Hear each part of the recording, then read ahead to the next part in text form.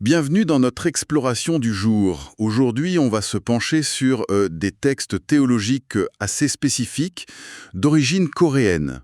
Et ces textes, ils brassent des thèmes vraiment fondamentaux. L'amour divin, la place centrale cruciale même du Fils, le libre arbitre aussi, question complexe, et puis bien sûr la vision du destin final qui découle de tout ça. Oui, on a effectivement des extraits qui développent une perspective particulière sur les relations entre Dieu le Père, le Fils Jésus-Christ, les créatures, qu'elles soient humaines ou angéliques, et puis comment le péché et le salut s'articulent là-dedans. D'accord. Alors, notre objectif, ça va être de décortiquer un peu ces idées fortes. Comment tout ça s'agence?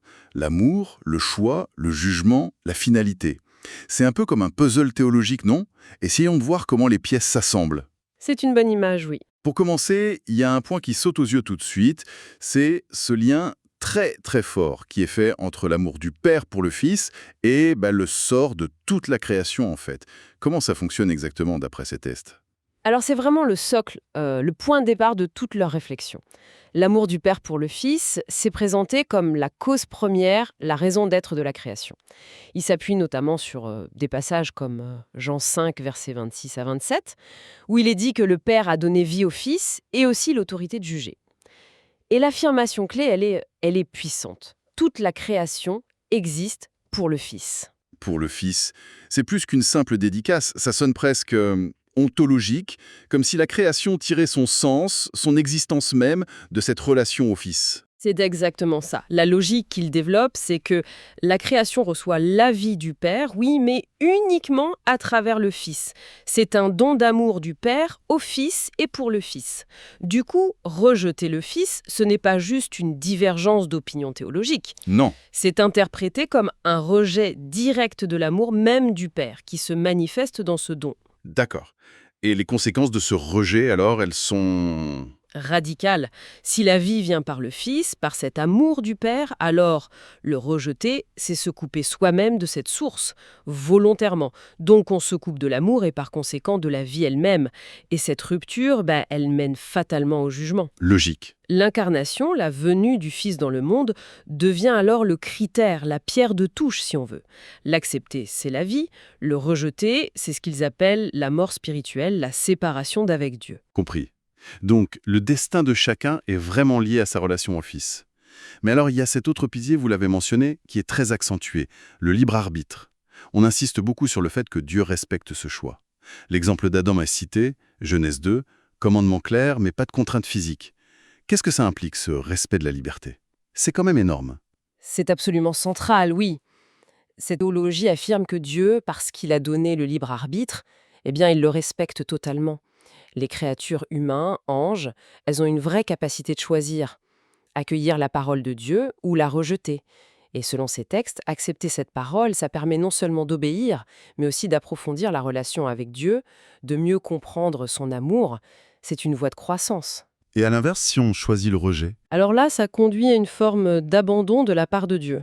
Attention, pas parce qu'il n'aime plus, mais justement par respect pour la décision prise par la créature, Dieu ne force pas. Et l'analyse qu'ils font d'Adam est intéressante. Ils le présentent comme ayant fait passer son amour pour Ève, ou peut-être sa peur de la perdre, avant sa fidélité à Dieu.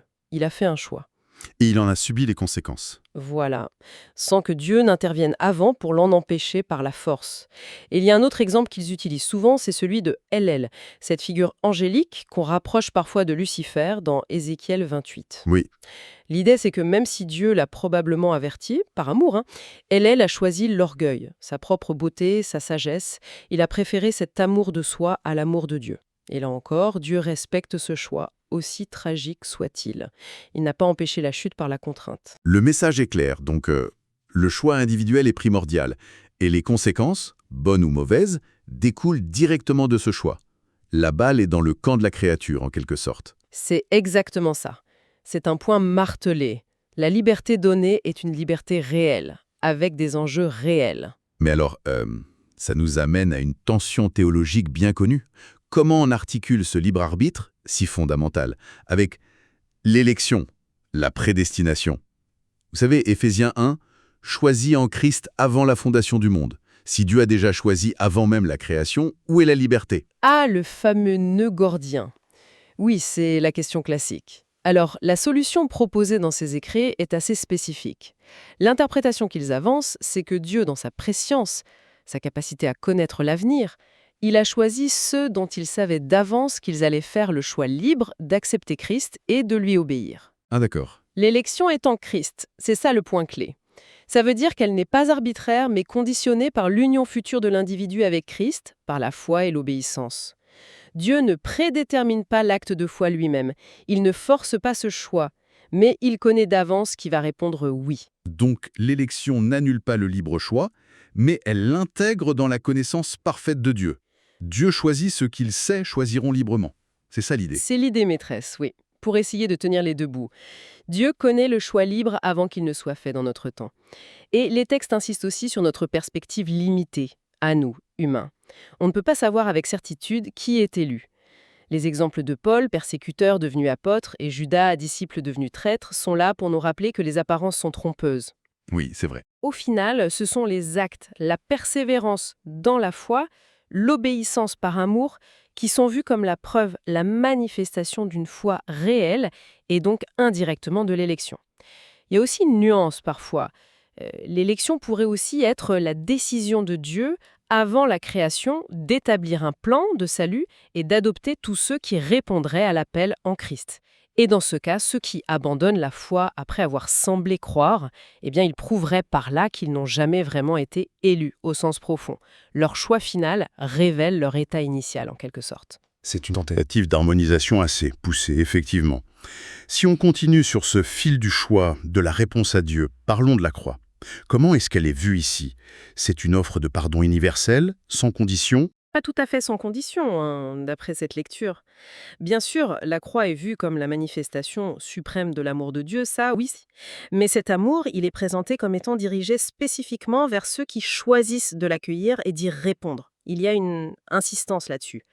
Cet amour sacrificiel n'est pas destiné, dans son effet sauveur, à ceux qui s'entêtent dans le rejet de Dieu, et point très important, qui persistent à piétiner leur prochain, c'est-à-dire à faire du mal aux autres de façon délibérée. Donc l'efficacité de la croix dépendrait de la réception, de l'attitude du cœur. Ce n'est pas automatique pour tout le monde. C'est ce que cette interprétation suggère, oui, pour ceux qui aiment Dieu, qui cherchent sincèrement à suivre ses commandements, et ils insistent, par amour, pas par peur, la croix est le moyen du salut, le signe de cet amour. Par contre, pour ceux qui choisissent délibérément le péché, la transgression et surtout le mal fait aux autres, eh bien la croix devient une preuve de plus contre eux au moment du jugement. Elle révèle la profondeur de leur rejet, en quelque sorte. Exactement, elle ne sert pas de passe-droit pour ceux qui veulent continuer à nuire en toute connaissance de cause. C'est une vision qui met vraiment l'accent sur la responsabilité et la cohérence foi-action. Ça nous amène à la question: comment on connaît Dieu, selon ces textes?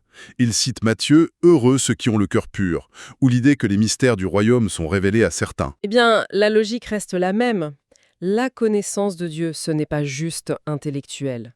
C'est relationnel, et ça découle du choix. Dieu se révèle petit à petit à ceux qui le cherchent sincèrement et qui font le choix actif de l'obéissance par amour. C'est une dynamique. Plus quelqu'un choisit d'aligner sa volonté sur celle de Dieu, plus Dieu se manifeste à cette personne. Ça confirme en quelque sorte la justesse de son choix. C'est une croissance mutuelle. Et ceux qui choisissent la désobéissance, alors? Ils ne connaissent jamais Dieu. Si, ils le connaîtront aussi, mais tragiquement, à travers les conséquences négatives de leurs actes, c'est-à-dire, au final, à travers le jugement. Eux aussi, ils réaliseront la vérité de la parole de Dieu, mais trop tard. Leur libre arbitre se sera comme figé dans la rébellion, et ils n'auront pas accès à la vie éternelle.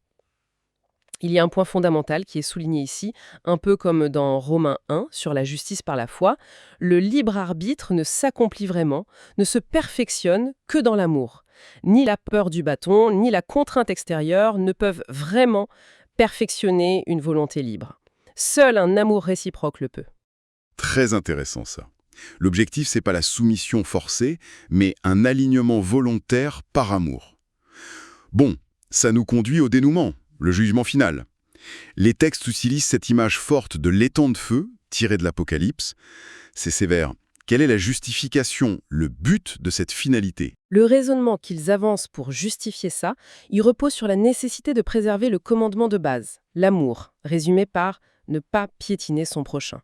L'argument, c'est si les pécheurs qui ne se repentent jamais, ceux qui se sont définis par leur volonté de nuire et de rejeter Dieu, si eux vivaient éternellement, alors le mal, la souffrance, l'injustice, tout ça continuerait sans fin dans la création. Ah oui? Ils font un parallèle avec Genèse 3, quand Dieu empêche Adam et Ève d'accéder à l'arbre de vie après la chute, justement pour qu'ils ne vivent pas éternellement dans cet état déchu.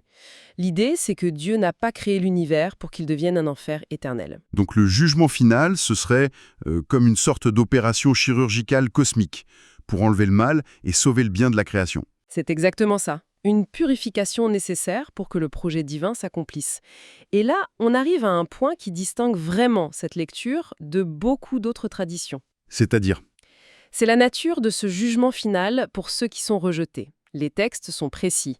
Les pécheurs, définis comme ceux qui piétinent les autres, les menteurs endurcis, etc., ils doivent d'abord payer leurs dettes, faire face aux conséquences de leurs actes, mais ensuite, leur sort, ce n'est pas décrit comme un tourment conscient et sans fin. Ils subissent ce qui est appelé la deuxième mort. La deuxième mort. Et cette deuxième mort, elle est interprétée ici comme un anéantissement complet, une cessation d'existence. Le péché et ceux qui s'y sont totalement identifiés sont détruits, pas tourmentés pour l'éternité. Ah oui, c'est une interprétation notable. Les temps de feu et la deuxième mort comme anéantissement et non tourment éternel. C'est un point théologique majeur, ça. Absolument. C'est une position qu'on appelle annihilationniste. Seuls ceux qui ont choisi l'obéissance, par amour pour le Fils, dont les noms sont dans le livre de vie, seuls ceux-là subsistent dans la nouvelle création, purifiée. Ce processus est vu comme la validation finale de la justice de Dieu et de la vérité de ses commandements d'amour. La création atteint enfin son but, débarrassée pour toujours du péché et de la rébellion. Et alors, quelle est la vision ultime, la finalité positive vers laquelle tout s'attend? On a parlé de Jean 17, 1 Corinthiens 3 et surtout 1 Corinthiens 15. Oui, la synthèse finale qu'il propose est grandiose. Le Fils, qui a reçu toute autorité, règne sur la création en appliquant la loi de l'amour. Il donne la vie éternelle à ceux que le Père lui a donnés, ceux qui ont répondu à son amour. Toute la création appartient en fin de compte au Père, mais elle lui est soumise et présentée par le Fils. Et le Fils, en s'incarnant, est devenu lui-même, d'une certaine manière, créature, tout en restant Dieu, c'est le mystère. D'accord. Et à ce titre, il hérite de la création. Il la rachète, il la purifie par son sacrifice, puis il la gouverne par l'amour jusqu'à ce que tout le mal soit vaincu. Et quand tout et tous dans la création sont enfin soumis au Fils, une soumission qui vient de l'amour, de l'obéissance libre, pas de la force, alors le Fils lui-même, dans son humanité glorifiée, remet cette création parfaite, achevée au Père. C'est le but ultime de 1 Corinthiens 15, que Dieu soit tout en tous. La restauration complète, l'accomplissement final du projet divin. D'ailleurs, les textes soulignent combien c'est difficile pour notre esprit humain, limité dans le temps et l'espace, de saisir pleinement cette double réalité du Fils, Dieu éternel et en même temps créature manifestée dans l'histoire. C'est clair que ça dépasse notre entendement habituel. Quelle architecture théologique! C'est impressionnant de cohérence interne quand même.